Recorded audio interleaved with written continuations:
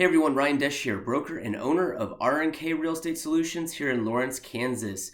Want to do a video for those home buyers out there today, and the title of this video I'm going to call Premeditatio Malorum, otherwise known as a Pre-Mortem.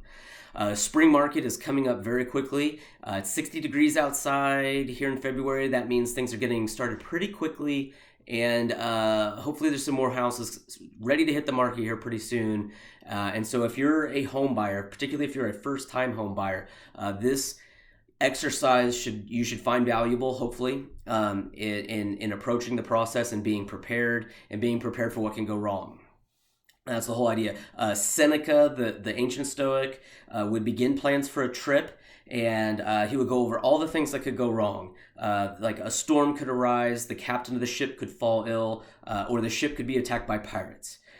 Luckily, I don't believe your home search probably will not be attacked by pirates, at least not here in Lawrence, Kansas. But you know what could go wrong? So here's some ideas to do a little pre-mortem for your home search.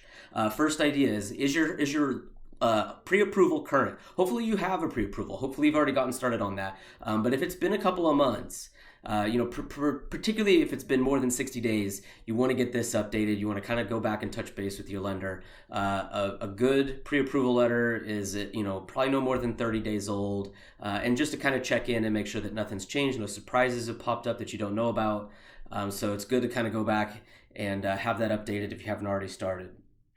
Going on to making an offer. Why would a home seller possibly reject your offer and take another one?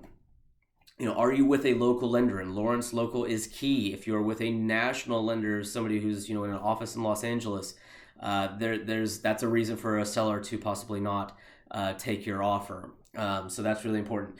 Do you know the market? Do you know that inventory is super low? Do you know that multiple offer situations are common? Do you know what the average days on market is? Do you know what the average price is? Do you know what the average price per square foot is? All of these things are critical in making an offer, and there's other things that go into an offer that go beyond just price. So do you have a good realtor? Do you have a good agent in your side? Because they're the ones that are going to be able to educate you on these topics and be able to answer those questions for you and prepare you to not have an offer rejected. Getting caught up in multiple offer situations. Buyers are doing some crazy things out there these days. Some buyers are saying, well, I'm going to waive inspections. Is that something you're prepared to do? It's not something I recommend.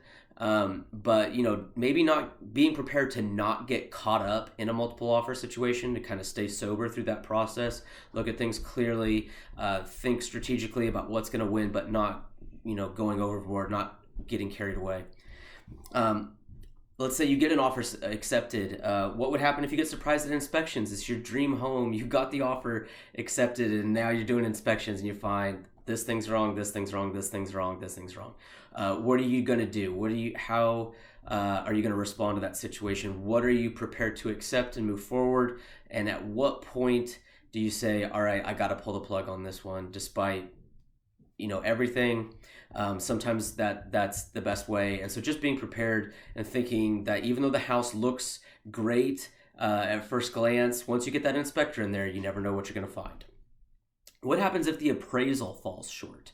What happens if your financing falls apart for some reason? Just thinking, being prepared. Sometimes there's not much you can do in that situation. There are some things you can possibly do, but just thinking about that ahead of time and being prepared, because we never know until an appraisal is done that it's good.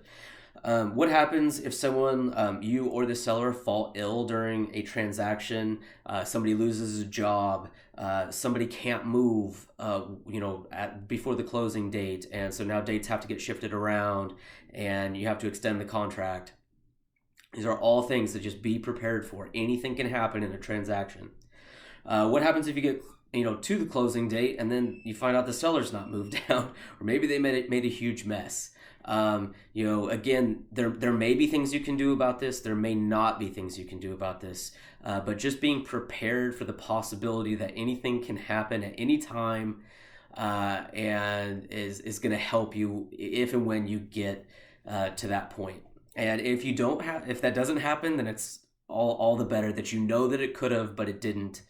And so, at the end of the day, having a good realtor is key. Someone who can prepare you as a buyer, maybe go through this exercise with you in your particular market. Lawrence is a very insular market, so these questions are different from place to place. And that's just the best way to avoid all that.